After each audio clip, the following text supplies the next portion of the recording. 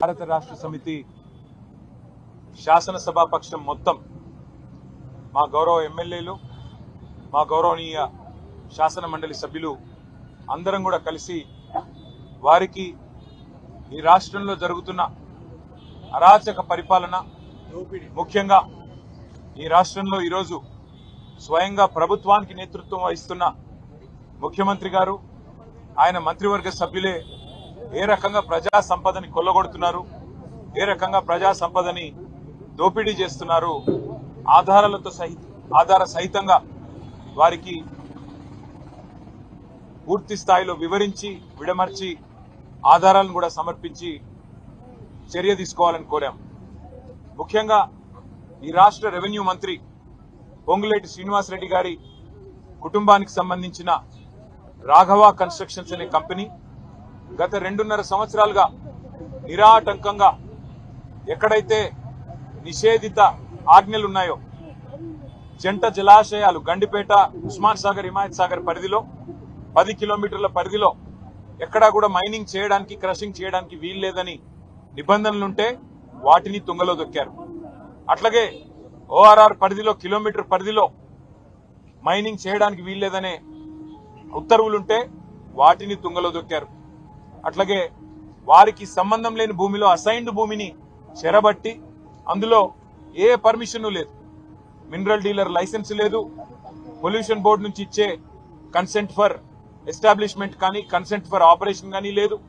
అట్లాగే మరి electricity connection లేదు, ఇండస్ట్రియల్ డిపార్ట్మెంట్ పర్మిషన్ లేదు. ఏదీ లేకున్నా గత 2.5 సంవత్సరాలుగా నిరాటంకంగా 100 కోట్ల ప్రజా సంపదను రెవెన్యూ మంత్రి గారి కుటుంబానికి సంబంధించిన కంపెనీ కొల్లగొడుతున్న విషయాన్ని ఆధారాలతో సహితంగా గవర్నర్ గారికి సమర్పించాం.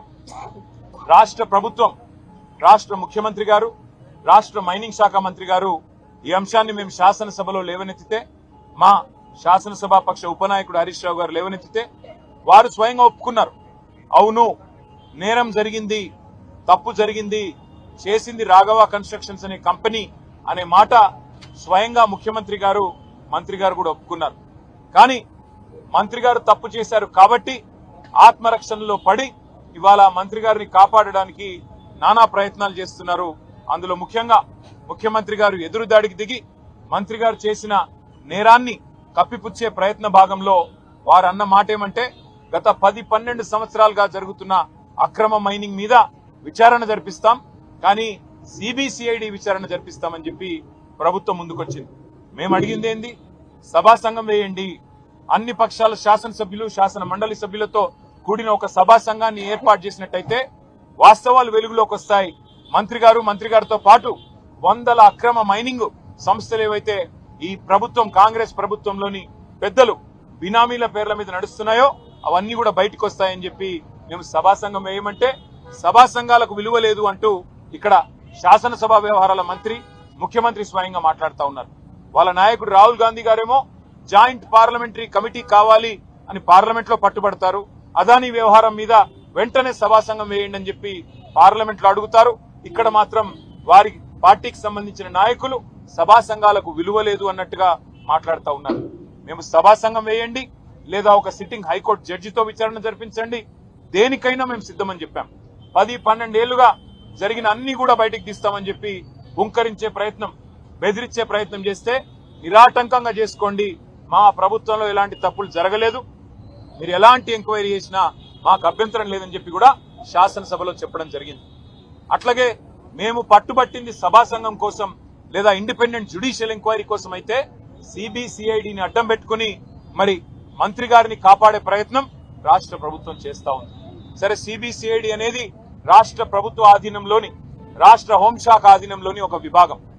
మంత్రిగా పొంగులేటి శ్రీనివాసరెడ్డి గారు ఉంటే, ఆయన మంత్రిగా కొనసాగుతూ ఉంటే ఏ రకంగా రాష్ట్ర ప్రభుత్వం కింద పనిచేసే, రాష్ట్ర హోంశాఖ కింద పనిచేసే ఒక విభాగం ఏ రకంగా నిష్పక్షపాతంగా పనిచేస్తుంది, వారిని వెంటనే రాజీనామా చేయించండి లేదా బర్తరఫ్ చేయండి అని చెప్పి మేము కోరాం. కానీ ఉలుకు లేదు, పలుకు లేదు. అవినీతి మీద ప్రశ్నిస్తే నిన్న శాసనసభ నుండి మమ్మల్ని సస్పెండ్ చేశారు.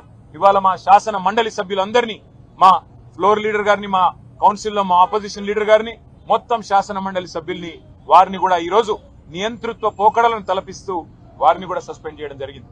అందుకే ఇవాళ ఈ రాష్ట్ర ప్రథమ పౌరుడైన గవర్నర్ గారి దగ్గరికి మేము వచ్చి 100 కోట్లు ఎట్లా ఈ ప్రభుత్వంలోని ఒక పెద్దలు కొల్లగొడతా ఉన్నారు, ప్రభుత్వ పెద్దలే గద్దలుగా మారితే రక్షకులే భక్షకులైతే సామాన్యుడికి దిక్కెవరు, అందుకే మీరు ఇంటర్వ్యూని కండి, మీరు ఈ ప్రభుత్వం ఏదైతే ఉన్నదో మీ పేరు మీదే నడుస్తోంది, కౌన్సిల్ ఆఫ్ మినిస్టర్సే మీ పేరు మీద ఉన్నది, కాబట్టి మొత్తంగా మీరు వెంటనే జోక్యం చేసుకొని ఈ మంత్రి గారిని బర్తరఫ్ చేయాలని చెప్పి గవర్నర్ గారిని డిమాండ్ చేశాము. దాంతో పాటు ఒక independent enquiry high court sitting judge అయినా లేదా ఏదైనా కేంద్ర ప్రభుత్వ సంస్థ అయినా వారితో వెంటనే ఒక విచారణకు కూడా ఆదేశించే విధంగా ఈ వ్యవహారంలోని నిజానిజాలు నిగ్గుదేల్చే విధంగా మరి మీరు వెంటనే జోక్యం చేసుకోవాలని పెద్దలు గవర్నర్ గారిని కోరాము. మేము పరిశీలిస్తామన్నారు. నిజంగా కూడా ఇందిరమ్మ రాజ్యం అంటే గవర్నర్ గారికి గుర్తు చేశాం. ఇదే గవర్నర్ గారు గతంలో ఎమర్జెన్సీ రోజుల్లో 19 నెలలు ఆనాడు జైలు జీవితం అనుభవించారు. సార్, ఆనాడు మీరు ఎమర్జెన్సీలో ఏ ఇందిరమ్మ నియంతృత్వ పోకడల వల్ల మీరు జైలుకు పోయినారో ఇవాళ అదే పోకడలు అవే నియంతృత్వ లక్షణాలు ఇక్కడ కూడా కనబడతా ఉన్నాయి. మీరు ఆనాడు బాధితులు, ఈరోజు తెలంగాణ ప్రజలు బాధితులు, కాబట్టి మీరు ముందుకు రండి. మరి తెలంగాణ రాష్ట్రంలో జరుగుతున్న ఈ ప్రజా సంపద దోపిడీని అడ్డుకోండి అని చెప్పి గవర్నర్ గారికి మేము విన్నవించాము. బర్తరఫ్ చేయాలి మంత్రి గారిని అని చెప్పి డిమాండ్ చేసినాము. వారు సానుకూలంగా స్పందిస్తారనుకుంటున్నాం. మరి భారతీయ జనతా పార్టీ కూడా ఈ విషయంలో నిజంగా శోచనీయం వారి వ్యవహారం. వారు నిన్న ప్రభుత్వానికి వంత పాడడం శోచనీయం. మరి ఇప్పటికైనా గవర్నర్ గారు స్పందించి మరి ముందుకు వస్తారో లేదో చూడాలి. మేం మాత్రం ప్రజాక్షేత్రంలో ఈ ప్రభుత్వ దోపిడీని ఖచ్చితంగా నిలదీస్తూనే ఉంటాం, ఎక్స్పోజ్ చేస్తూనే ఉంటాం. తప్పకుండా వీరిని వదిలిపెట్టకుండా న్యాయం జరిగేదాకా పోరాడతామని చెప్పి మీ అందరి ద్వారా తెలియజేస్తాం. మా పార్టీ నాయకత్వం మొత్తం కూర్చుంటాం.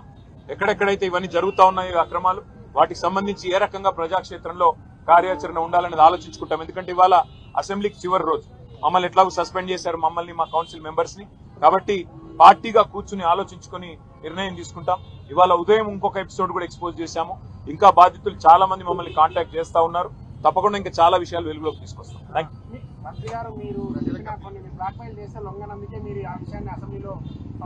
బ్లాక్ మెయిల్ కి బ్రాండ్ అంబాసిడరే రేవంత్ రెడ్డి గారు.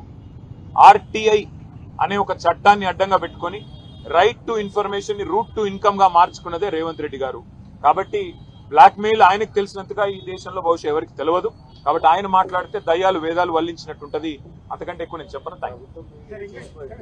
ప్రభుత్వం మీది, మీరు ఏ విచారణ చేయాలనుకుంటే ఆ విచారణ చేయవచ్చు అని చెప్పి నిన్ననే మా పార్టీ తరఫున చెప్పాం.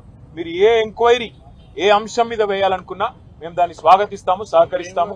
తప్పకుండా పూర్తి స్థాయిలో మేము ముందుకు వస్తున్నాం. అట్లాగే నిన్న మేము మా శాసనసభా పక్షం నుంచి ముఖ్యమంత్రి గారికి ఉత్తరం రాశాం. ఆయన బాగా ఉబలాట పడుతున్నాడు.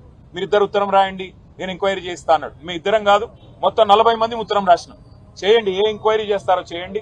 అమృత్ కుంభకోణం మీద, టీడీఆర్ కుంభకోణం మీద, సింగరేణి కుంభకోణం మీద, హిల్ట్ కుంభకోణం మీద మేము దాదాపు 14 అంశాలు, హ్యామ్ స్కామ్ మీద, అన్నిటి మీద మేము ఆధారాలు ఇవ్వడానికి రెడీగా ఉన్నాం.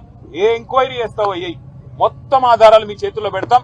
ఏ యాక్షన్ తీసుకుంటావు? నిన్న చెప్పా ఒక డైలాగ్, రేవంత్ రెడ్డి కుటుంబమైనా శ్రీనివాస్ రెడ్డి కుటుంబమైనా ఎవరిని ఉపేక్షించను, చర్య తీసుకుంటామన్నావు. ఆధారాలతో సహితంగా ఇవాళ ఉదయం రెవెన్యూ మంత్రి గారి కుంభకోణాన్ని బయటపెట్టాం. సతీష్ షా, పల్లవి షా వాళ్ళు పాపం బాధితులు వాళ్ళ మీ ముందే మాట్లాడారు మీడియా ముందు. దమ్ముంటే చర్య తీసుకొని ముఖ్యమంత్రి గారు చూపెట్టాలని చెప్పి కూడా మేము డిమాండ్ చేస్తాం.